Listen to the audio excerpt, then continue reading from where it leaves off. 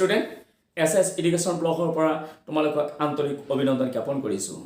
আজি মই নৱম মান শ্ৰেণীৰ সোশ্যাল সায়েন্সৰ ইতিহাসৰ প্ৰথম পাঠ ভাৰতবৰ্ষৰ ইউৰোপীয় সকলৰ আগমন এই পাঠৰ ওপৰত ভিত্তি কৰি মই এটা ভিডিও আপলোড কৰিবলৈ গৈ আছো আৰু এই ভিডিওটো তোমালোকৰ কাৰণে মোস্ট ইম্পৰ্টেন্ট ভিডিও হ'বলৈ গৈ আছে কিয়নো এই পাঠত যিকেইটা প্ৰশ্ন আমি পাম এমসিকিউৰ পৰা আৰম্ভ কৰি দীঘল প্ৰশ্নলৈকে মই তোমালোকৰ লগত আলোচনা কৰিম। গতিকে মই ভাবো তোমালোকে এই ভিডিওটো স্কিপ নকৰাকৈ প্ৰথমৰ পৰা শেষলৈ চাই আজি নৱম মানৰ যেটো প্ৰথম চেপ্টাৰ ভাৰতবৰ্ষলৈ ইউৰোপীয় সকলৰ আগমন এই চেপ্টাৰখনত আমি মূল আলোচ্য বিষয় পাম ভাৰত চৰকাৰৰ আইন 1858 খ্ৰীষ্টাব্দত ভাৰতীয় পৰিষদ আইন 1861 কেন্দ্ৰীয় শাসন স্থানীয় সাহিত্য শাসন ৰূপায়ণত লৰ্ড ৰিপনৰ ভূমিকা আৰু হৈছে অসামৰিক সেৱাৰ ভাৰতীয়কৰণ এই মূল আলোচ্য বিষয়ৰ বিষয় এই কেইটাৰ বিষয়ে আমি মূল চেপ্টাৰত আলোচনা কৰা হৈছে। আমি ইয়াত প্ৰথম যেটো প্ৰশ্ন পাম প্ৰশ্নটো অৱশ্যে যদি আহে তেনহলে 3 নম্বৰৰ কাৰণে আহিব যে গ্ৰীক আৰু ৰোমান প্ৰশ্নটো এনেকুৱা হ'ব গ্ৰীক আৰু ৰোমান এই দুখন দেশৰ নাবিকসকলে স্থলপথেৰে ভাৰতবৰ্ষৰ লগত কোনকেইটা ৰাষ্ট্ৰ অতিক্ৰম কৰি বাণিজ্যিক সম্পৰ্ক স্থাপন কৰিছিল। আমি তিনিটা ৰাষ্ট্ৰ পাম লোহিত পাৰস্য আৰু আফগানিস্তান অৰ্থাৎ গ্ৰীক আৰু ৰোমান আদি ইউৰোপীয় জাতিসকলে লোহিত পাৰস্য আৰু আফগানিস্তানৰ ভিতৰেদি থকা স্থলপথেৰে ভাৰতবৰ্ষৰ লগত এটা বাণিজ্যিক সম্পৰ্ক চলাই আছিল। নেক্সট আমি আৰু এটা তলত এটা প্ৰশ্ন পাম যেটো আমি হাইলাইটাৰেৰে মই আস্তানি দিছো যে কনষ্টান্টিনোপল তুৰ্কী বাহিনী হস্তগত কিমান চনত কৰিছিল 1453 চনত। এইটো আমাৰ এমসিকিউ প্ৰশ্ন অহাৰ খুবেই সম্ভাৱনা আছে। নেক্সট আমি প্ৰশ্ন পাম যে 1487 খ্ৰীষ্টাব্দত তোমাৰ পৰ্তুগীজ নাবিক বাৰ্টলমিউ ডিয়াজে আফ্ৰিকা মহাদেশৰ দক্ষিণ দিশত অৱস্থিত উত্তৰ মহাসাগৰ অন্তৰীপত উপস্থিত হ'ব পাৰিছিল। ইয়াতে প্ৰশ্ন আমি এটা হাৰিতে দুটা প্ৰশ্ন পাম জাস্ট এনসাৰ ইয়াতে দুটা আছে কিমান খ্ৰীষ্টাব্দত প্ৰথম প্ৰশ্নটো আমি কিমান খ্ৰীষ্টাব্দত পৰ্তুগীজ নাবিক বাৰ্টলমিউ ডিয়াজে আফ্ৰিকা মহাদেশৰ দক্ষিণ দিশত অৱস্থিত উত্তৰ মহাসাগৰ অন্তৰীপত উপস্থিত হ'ব পাৰিছিল তেতিয়া আমি চনটো দিম 1487 আৰু যদি 1487 খ্ৰীষ্টাব্দত কোনজন পৰ্তুগীজ নাবিকে আফ্ৰিকা মহাদেশৰ দক্ষিণ দিশত অৱস্থিত উত্তৰ মহাসাগৰ অন্তৰীপত উপস্থিত হ'ব পাৰিছিল তেতিয়া আমি কি দিম বাৰ্টলমিউ ডিয়াজে। নেক্সট প্ৰশ্ন ইয়াতো আমি দুটা হাৰিতে এই হাৰিতে দুটা প্ৰশ্ন বনাব পাৰিম আৰু দুটা এনসাৰ ইয়াত হ'ব যে কোনে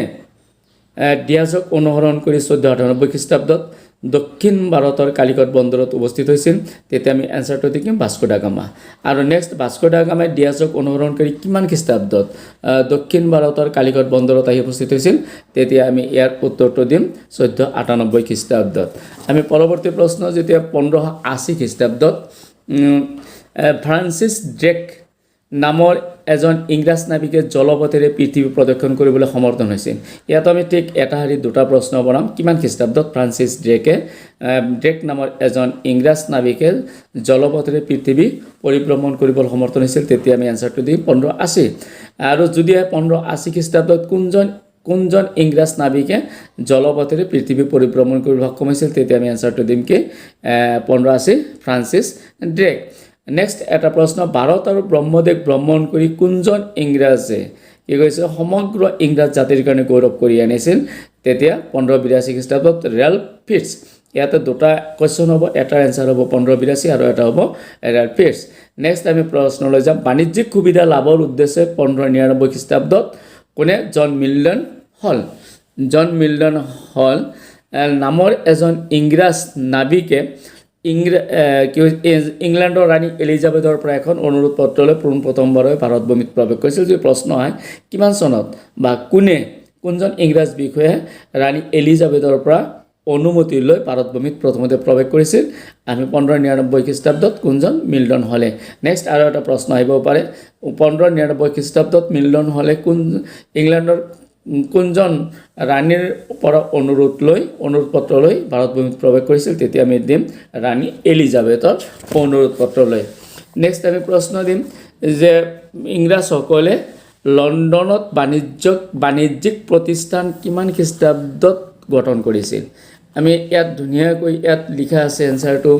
যে 1516 খ্ৰীষ্টাব্দত ইংৰাজ সদাগৰসকলে কি কৰিছিল বাণিজ্যিক প্ৰতিষ্ঠান এটা লণ্ডনত নিৰ্মাণ কৰিছিল। আমি ইয়াতো যদি আমি দুই ধৰণৰ প্ৰশ্ন বনাব পাৰোঁ যে কিমান খ্ৰীষ্টাব্দত ইংৰাজ সদাগৰসকলে বাণিজ্যিক প্ৰতিষ্ঠান নিৰ্মাণ কৰিছিল লণ্ডনত আমি 1600 আৰু 1600 খ্ৰীষ্টাব্দত ইংৰাজ সদাগৰসকলে ক'ত বাণিজ্যিক প্ৰতিষ্ঠান নিৰ্মাণ কৰিছিল আমি দিম এনসাৰ দিম লণ্ডনত নেক্সট প্ৰশ্ন 1608 খ্ৰীষ্টাব্দত ইংলেণ্ডৰ ৰজা প্ৰথম জেমছে ভাৰতৰ সৈতে বেয়া বেপাৰ কৰাৰ উদ্দেশ্যে কেপ্টেইন উইলিয়াম হকিন্স নামৰ এজন ব্ৰিটিছ সদাগৰৰ যোগেদি মোগল সম্ৰাট জাহাংগীৰৰ লৈ এখন আবেদন পত্ৰ প্ৰেৰণ কৰিছিল ইয়াত এটা প্ৰশ্ন হ'ব কিমান খ্ৰীষ্টাব্দত ইংলেণ্ডৰ ৰজা প্ৰথম জেমছে কোনজন কেপ্টেইনক বা কোনজন ইংৰাজক জাহাংগীৰৰ ৰাজদৰবাৰলৈ পঠাই দিছিল তেতিয়া আমি এনসাৰটো দেখিম কি কেপ্টেইন উইলিয়াম হকিন্স কাৰ ৰাজদৰবাৰলৈ পঠাই দিছিল জাহাংগীৰৰ কিমান খ্ৰীষ্টাব্দত 1608 খ্ৰীষ্টাব্দত ইয়াত আমি তিনিটা প্ৰশ্ন পাম হকিন্সে তাপ্তি নদীৰ মোহনাৰে চুৰাট বন্দৰত উপস্থিত হৈছিল এইটো প্ৰশ্ন এটা হ'ব পাৰে ধুনীয়াকৈ এটা প্ৰশ্ন হ'ব পাৰে যে কেপ্টেইন উইলিয়াম হকিন্সে কোনটো নদীৰ মোহনাৰে চুৰাট বন্দৰত আহি উপস্থিত হৈছিল আমি ইয়াৰ এনসাৰ দিম তাপ্তি নদীৰ মোহনাৰে আহি চুৰাট বন্দৰত উপস্থিত হৈছিল নেক্সট প্ৰশ্নলৈ আমি যাওঁ যে প্ৰথম 1615 খ্ৰীষ্টাব্দত ইংলেণ্ডৰ ৰজা প্ৰথম জেমছে ছাৰ টমাছ ৰ নামৰ আন এজন ইংৰাজক পুনৰ জাহাংগীৰৰ ৰাজদৰবাৰলৈ পঠাইছিল যদি প্ৰশ্ন হয় দ্বিতীয়বাৰ ছাৰ টমাছ ৰ ইংলেণ্ডৰ ৰজা অৰ্থাৎ 1615 খ্ৰীষ্টাব্দত ইংলেণ্ডৰ ৰজা প্ৰথম জেমছে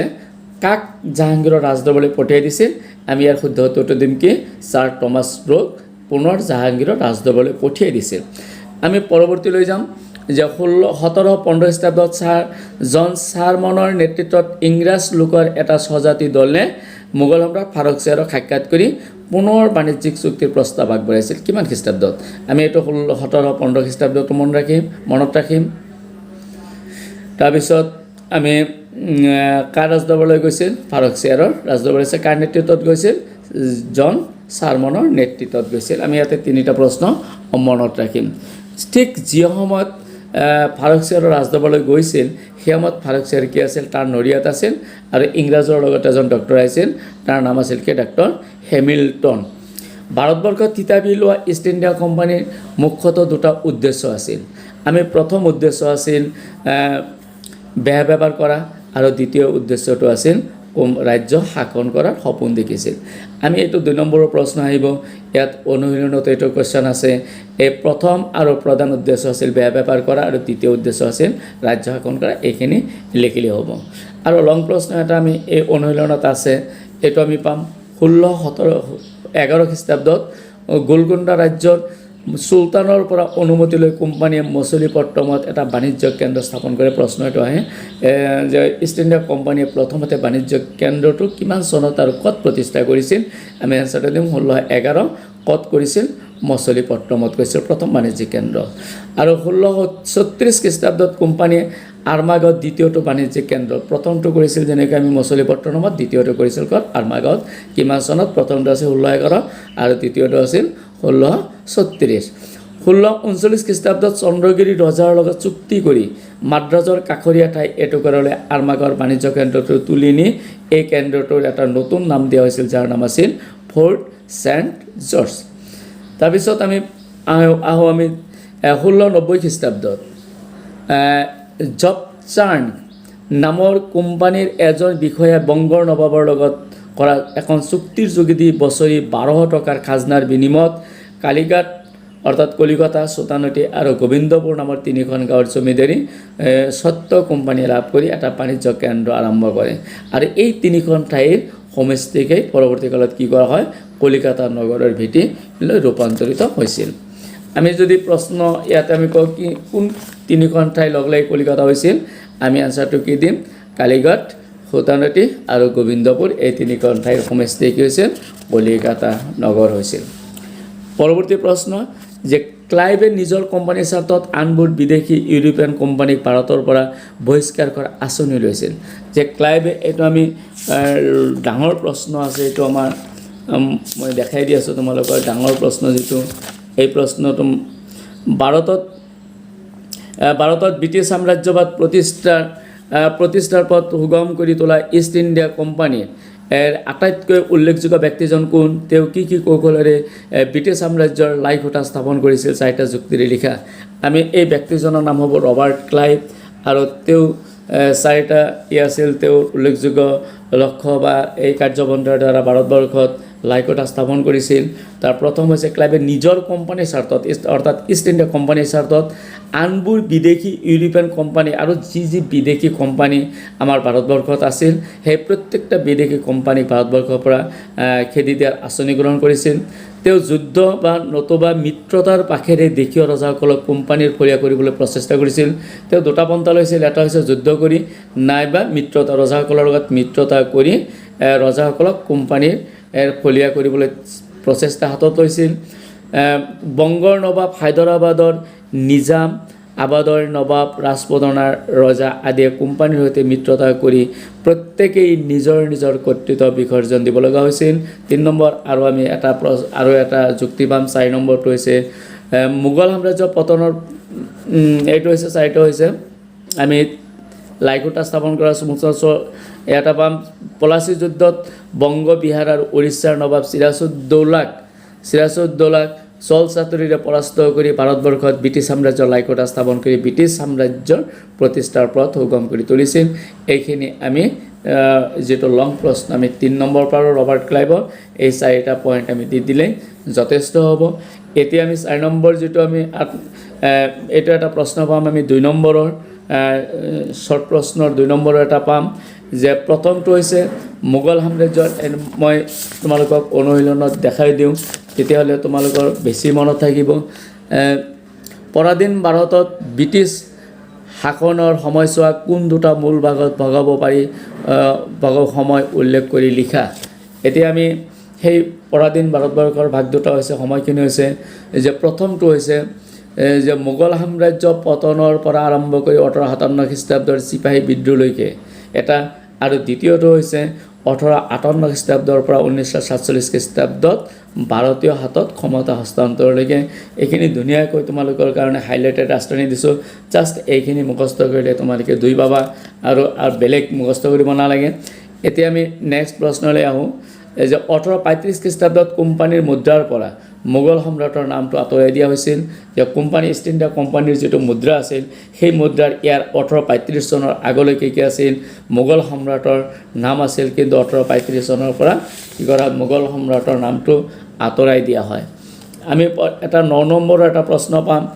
9 নম্বৰ সেইটো হৈছে ব্ৰিটিছ সংসদে 1858 খ্ৰীষ্টাব্দৰ 2 আগষ্ট তাৰিখে ভাৰত চৰকাৰৰ আইন প্ৰণয়ন কৰিছিল তোমালোকক মই ধুনীয়াকৈ অনুশীলনত দেখাই দিওঁ যেটো 9 নম্বৰৰ প্ৰশ্ন আছে যে ভাৰত চৰকাৰৰ আইন কোনে কেতিয়া কি উদ্দেশ্যৰে প্ৰণয়ন কৰিছিল আমি কোনে ব্ৰিটিছ সংসদে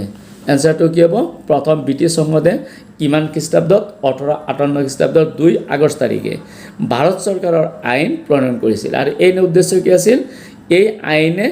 ইংলেণ্ড চৰকাৰক পোনপটীয়াকৈ ভাৰত শাসন কৰাৰ ক্ষমতাখিনি দিছিল এইখিনি লিখিলে আমি 2 নম্বৰ পাই যাম নেক্সট প্ৰশ্ন আমি 6 নম্বৰৰ যদি চাওঁ 6 নম্বৰ প্ৰশ্ন কি আছে ভাৰত চৰকাৰৰ আইনৰ জৰিয়তে হোৱা 4টা প্ৰশাসনীয় পৰিৱৰ্তন উল্লেখ কৰা আমি এইটো প্ৰশ্ন ইয়াৰ পৰা 4টা আমি পাম 1 নম্বৰ যে ভাৰত শাসনৰ সকলো দায়িত্ব ইংলেণ্ড চৰকাৰৰ হাতত ন্যস্ত কৰাৰ ফলস্বৰূপে কোম্পানীৰ আমোলত ভাৰতৰ সৈতে জড়িত হৈ থকা নিয়ন্ত্ৰণ পৰিষদ আৰু সঞ্চালক সভাৰ কৰ্তৃত্বৰ অৱসান ঘটিল 2 নম্বৰ আমি পাম নতুন আইন অনুসৰি ভাৰত শাসন সম্বন্ধীয় সকলো দায়িত্ব আৰু ক্ষমতা ব্ৰিটিছ মন্ত্ৰী সভাৰ এজন সদস্যৰ হাতত অৰ্পণ কৰা হ'ল 3 নম্বৰ পাম আমি ভাৰতৰ শাসনৰ সৈতে প্ৰত্যক্ষভাৱে জড়িত হোৱা মন্ত্ৰীজনক ভাৰত সচিব বোলা হৈছিল আৰু 4 নম্বৰ আমি পাম যে ভাৰত সচিবক সহায় কৰিবৰ বাবে 15 জনীয়া সদস্যৰ এখন পৰিষদ গঠন কৰা হৈছিল নেক্সট আমি যাওঁ ইয়াতে আৰু আছে যে ভাৰত চৰকাৰৰ আইনখন বলবৎ হোৱাৰ পিছত 1858 খ্ৰীষ্টাব্দৰ 1 নৱেম্বৰ তাৰিখে এলাহাবাদত এখন দৰবাৰ আয়োজন কৰি ভাইচৰয় লৰ্ড কেনিঙে কি হৈছিল নিজকে মহাৰাণী ভিক্টোৰিয়াৰ প্ৰতিনিধি বুলি ঘোষণা কৰিছিল এইটো আমি পাম লৰ্ড কেনিঙে এই ঘোষণাৰ যোগেদি ধৰ্মৰ ক্ষেত্ৰত উদাৰতা আৰু সহিষ্ণুতা আৰ্থিক ক্ষেত্ৰত সমতা প্ৰতিষ্ঠাৰ প্ৰতিশ্ৰুতি দিয়ালৈ সত্যবিলোপ নীতি পৰিহাৰ কৰি দেশীয় ৰাজন্যবৰ্গৰ প্ৰতি উদাৰ মনোভাৱ পোষণ কৰিছিল তাৰপিছত আমি পাম সামাজিক পৰিৱৰ্তনত আছে ৰক্ষণশীল মনোভাৱ সম্পূৰ্ণ এছাম ক্ষুদ্ৰ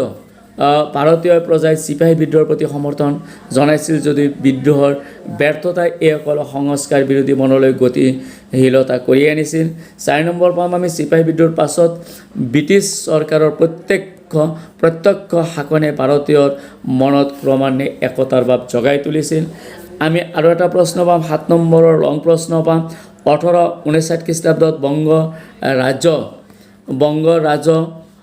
নামৰ আইন প্ৰণয়ন কৰি চিৰস্থায়ী বন্দোবস্তৰ সৃষ্টি কৰি যোৱা খেলিমেলিৰ অৱসান ঘটাইছিল। এই আইনে ৰাইজসকলক ভূমিৰ ওপৰত নিজস্ব কৰ্তৃত্ব প্ৰদান কৰিছিল। 3 নম্বৰ নীল ব্যৱসায়ীসকলৰ কবলৰ পৰা নীল খেতিয়কসকলক সুৰক্ষিত কৰিছিল। আমি 10 নম্বৰ প্ৰশ্নলৈ যাওঁ যে ভাৰতীয়সকলক সন্তুষ্ট হোৱাৰ কাৰণ উপলব্ধি কৰি 1861 খ্ৰীষ্টাব্দত আমি 10 কোনটো যাম আমি যদি আমি অনুশীলনত যাওঁ তেতিয়া 2 নম্বৰৰ যিটো 10 আছে ভাৰতীয় পৰিষদ আইন কেতিয়া আৰু কি উদ্দেশ্যে প্ৰণয়ন কৰা হৈছিল সেই প্ৰশ্নটোৰ এনসাৰ আমি ইয়াত পাম যে ভাৰতীয়সকলক অসন্তুষ্ট হোৱাৰ কাৰণ উপলব্ধি কৰি 1861 খ্ৰীষ্টাব্দত মানে ভাৰতীয়সকল যে অসন্তুষ্ট হৈছিল এইটো ইংৰাজ চৰকাৰে উপলব্ধি কৰি ব্ৰিটিছ সংসদে কি কৰিছিল ভাৰতীয় পৰিষদ আইন 1861 এখন আইন প্ৰণয়ন কৰিছিল। আৰু এই আইনৰ উদ্দেশ্য আছিল আধুনিক প্ৰশাসন ব্যৱস্থাটোৰ সৈতে শিক্ষিত ভাৰতীয় কি কৰা চিনাকি কৰি দিয়া। এইখিনি লিখিলে আমি 2 পাম। এতিয়া আমি 8 নম্বৰৰ যিটো লং প্ৰশ্ন মই অনুশীলনত তোমালোকক দেখাই দিছোঁ 8 নম্বৰ প্ৰশ্ন ভাৰতীয় পৰিষদ আইনৰ 2টা গুণ আৰু 2টা দুখ আমি ইয়াত লক্ষ্য কৰা ভালকৈ লক্ষ্য কৰা তোমালোকে যে 8 নম্বৰ যিটো প্ৰশ্ন আছে লক্ষ্য কৰিছানে তোমালোকে ভালকৈ লক্ষ্য কৰা যদি লক্ষ্য কৰিছা তোমালোকে দেখিবা যে ভাৰতীয় পৰিষদ আইনৰ 2টা গুণ আৰু 2টা দুখ তোমালোকে উল্লেখ কৰা।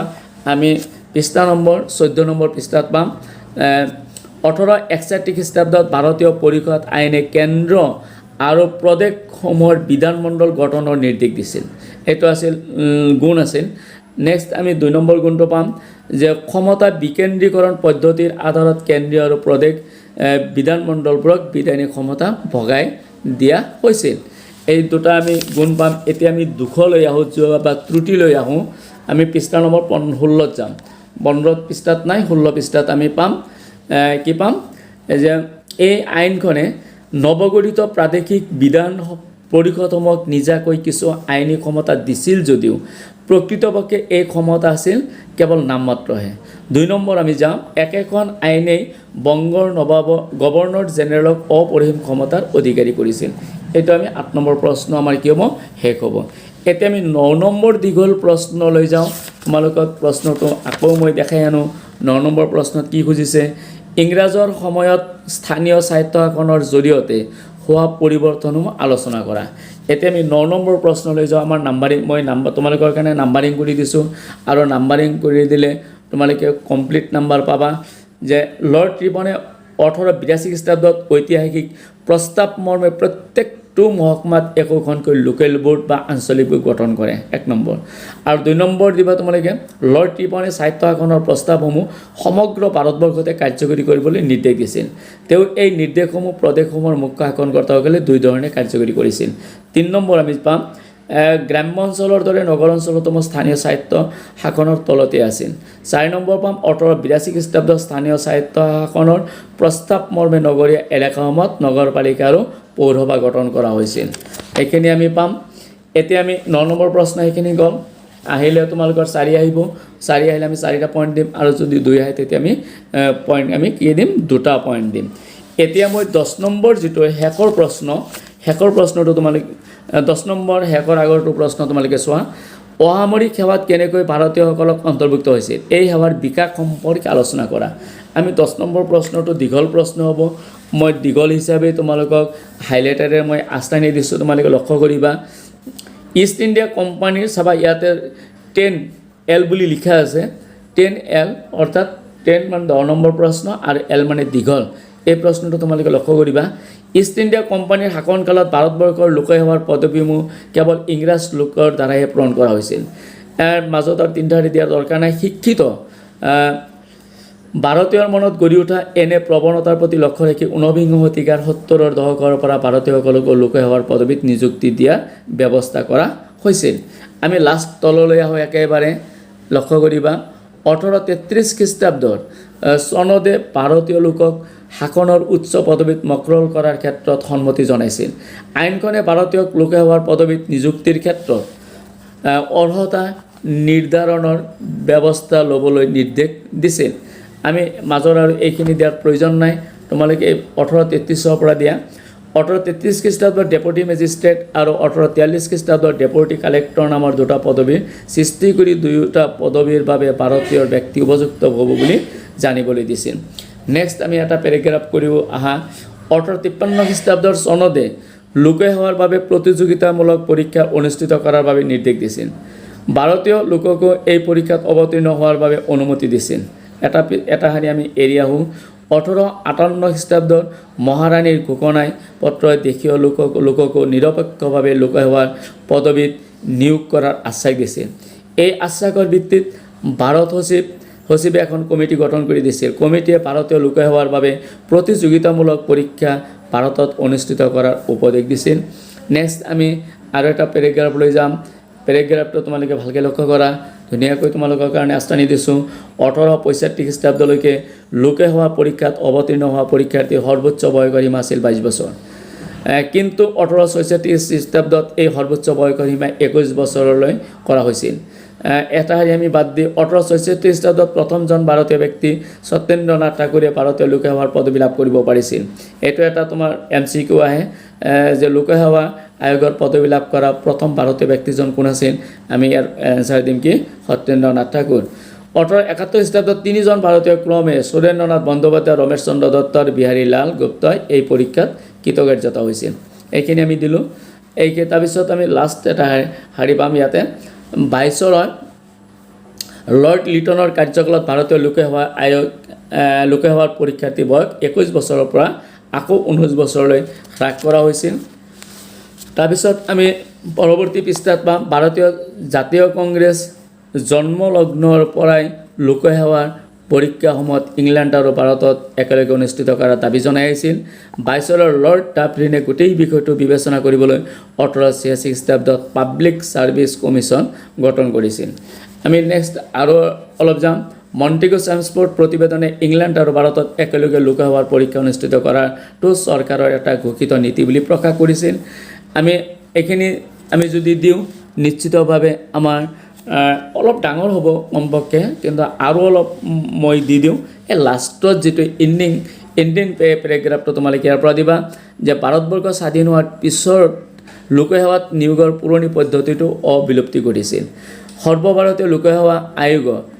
আৰু প্ৰাদেশিক পৰ্যায়ত ৰাজ্যিক লোকসেৱা আয়োগ গঠন কৰা হৈছিল এইখিনি দিলে তোমালোকৰ হৈ যাব তোমালোকে নাম্বাৰ 5 খিনি পাই যাবা আৰু ইয়াতে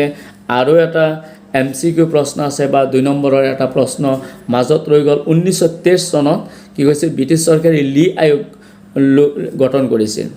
আৰু লি আয়োগে তাৎক্ষণিক ভাৰতবৰ্ষত লোকসেৱা আয়োগৰ গঠন প্ৰস্তাৱ আগবঢ়াইছিল আৰু 15টা বছৰৰ ভিতৰত লোকসেৱাৰ পদবীত ভাৰতীয় লোকৰ নিযুক্তিৰ পৰিমাণ 50% বৃদ্ধি কৰিবলৈ উপদেশ দিছিল এইখিনি তোমালোকৰ MCQ হ'ব পাৰে